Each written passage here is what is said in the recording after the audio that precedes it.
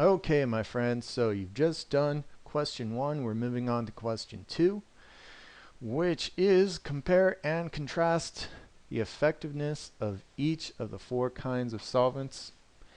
People who write essay questions, short answer questions, they love doing this.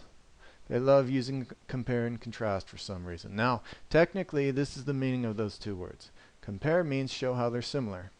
Contrast means show how they are different. What's the effectiveness? It's how well it works. So what they want you to do is tell us how well these things work, what's similar about how well they work, and what's different about how well they work. Okay? Now, how can you really compare how well they work? There's not a whole lot of things you can say about their similarity. I mean, they all kind of work to some degree.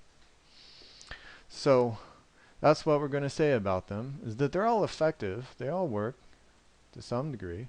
And our answer has effective in all of them. So we just did it. We just told everyone that they're all effective to some degree. But to contrast them, to show how they're different, well, we're going to take a simple route. We're just going to say which one is the most effective, which one is the second most effective, third most, and least effective.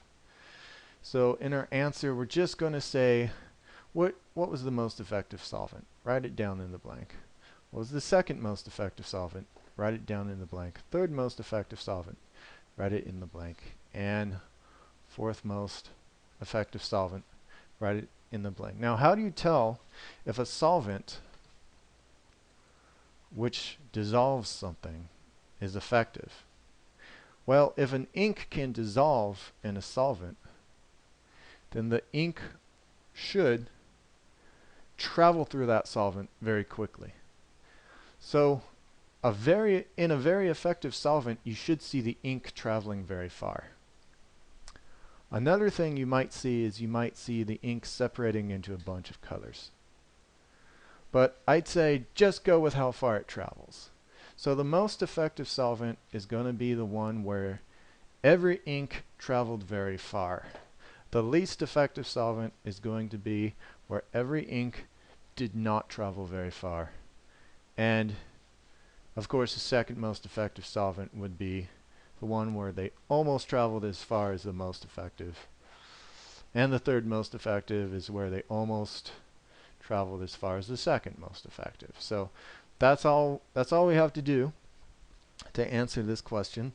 Now, the good folks at K-12, our publisher, the guys who make these lessons, they have this nasty habit of assigning weird numbers of points. So you had 4 kinds of solvents, and I'm supposed to give you 5 points for this. I don't know how to break 5 into 4. So the thing is, if you give me any answer at all,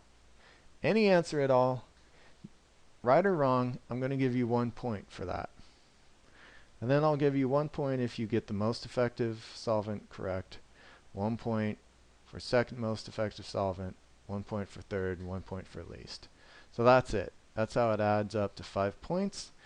And we're done with this question. We can move on to the next one.